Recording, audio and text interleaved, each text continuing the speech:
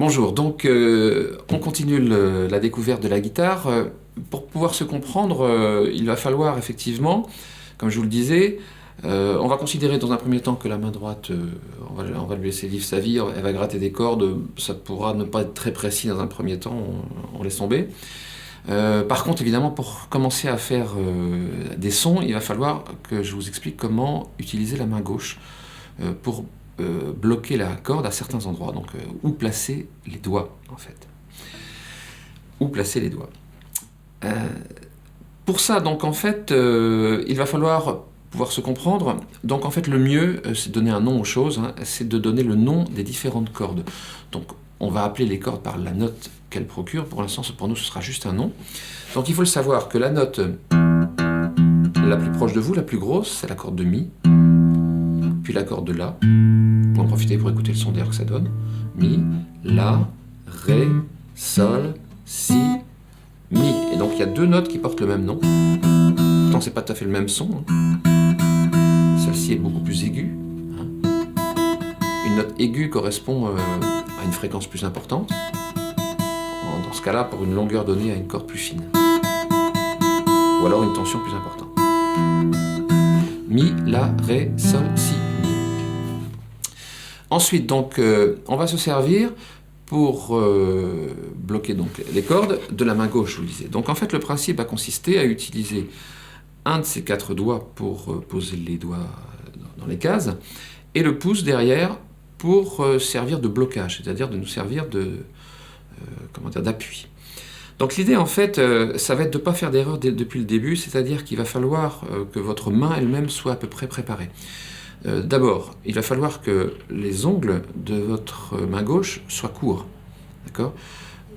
Pour la main droite, que les ongles soient longs ou courts, c'est un autre problème. Pour la main gauche, il faut que les ongles soient courts, parce que sinon, l'appui sur la corde ne pourra pas se passer correctement. Donc il s'agit en fait, ici, de faire un appui avec le gras du doigt, et d'éviter évidemment que l'ongle soit un obstacle. Donc les ongles courts. Attention, vous vous abîmez pas les mains quand même, donc n'allez pas jusqu'à l'ongle incarné, mais court. Donc comme je vous disais, il s'agit donc d'appuyer sur la corde en utilisant donc la pulpe ici du doigt. Et alors là, c'est là où ça vous posera éventuellement problème dans un premier temps, c'est que pour ceux qui démarrent, évidemment, c'est un appui sur un objet métallique, ou nylon si vous avez une corde classique, une guitare classique d'ailleurs, mais peu importe, c'est sur un objet un petit peu dur quand même, donc ça peut faire mal au début. Donc vous allez voir qu'il faut insister, parce que très rapidement, en fait, le bout de vos doigts, en fait, va devenir corné, et vous allez avoir les doigts totalement insensibles à ce genre de problème. Ça va disparaître vraiment très très rapidement, je dirais en 2 ou 3 semaines, peut-être quelque chose comme ça, de pratique régulière. En parlant de pratique régulière, hein, donc avant de passer aux choses sérieuses, ce qui est important dans la guitare, comme dans toute chose qui fait appel à la mémoire du geste, c'est une pratique régulière. C'est-à-dire, bien entendu, c'est un peu enfoncer une porte ouverte que de dire ça, mais c'est beaucoup plus efficace de consacrer un quart d'heure par jour à votre guitare que d'y consacrer 2 heures tous les dimanches. C'est évident. Enfin, c'est pas évident, mais en tout cas, c'est bien le cas. Voilà, donc que dire d'autre ? La position de la main, oui. Il faut éviter de se faire mal, également, puisque la guitare, en fait, est une activité, comme la plupart des instruments de musique, qui sollicite fortement la main. Donc, première chose, il faut éviter de travailler la guitare avec les mains trop froides. C'est le cas, là c'est le matin, là j'ai un peu les mains froides, donc je vais aller doucement aussi. Ou par exemple, je ne sais pas, si vous faites de la guitare à la plage, évitez d'attraper votre guitare juste après vous êtes baigné. Parce qu'en fait, bon, je ne suis pas du tout connaisseur de la physiologie de la main, mais vous savez que vous avez ici des tendons dans l'avant-bras qui permettent d'ouvrir et de fermer la main.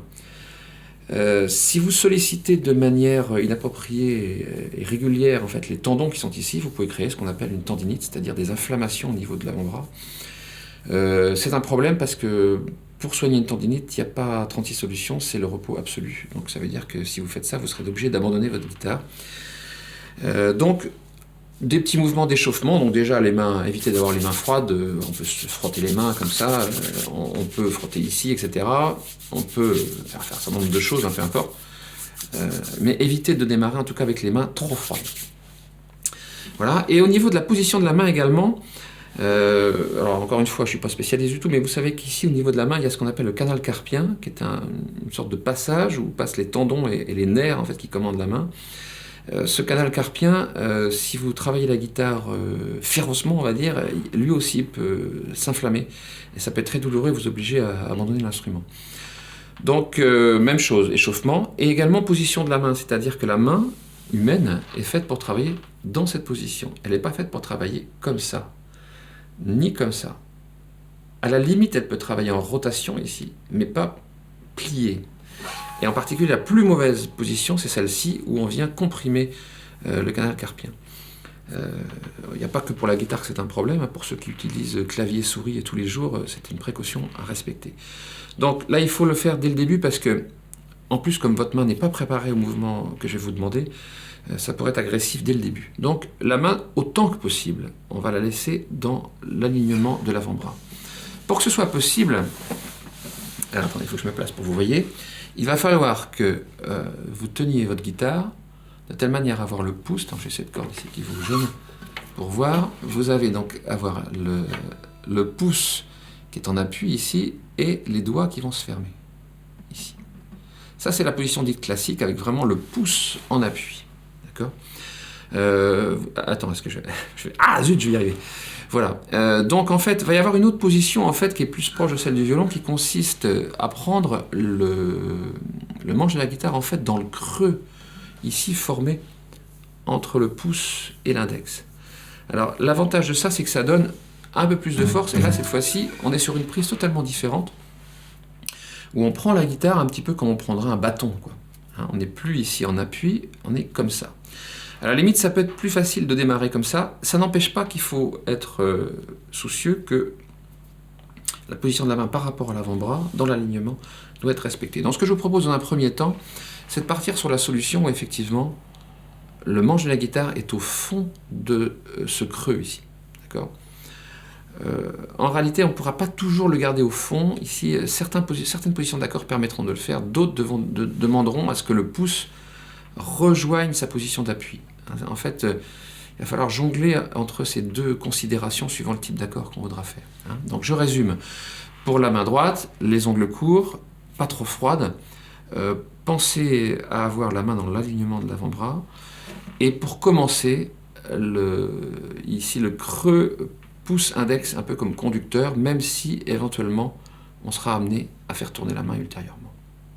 Voilà, c'est tout pour maintenant. Et oui, et puis j'oubliais le nom des cordes, mi, la, ré, sol, si, mi, de la plus grosse jusqu'à la plus petite. Et je vous fais une petite fiche en dessous de la vidéo pour vous rappeler tout ça.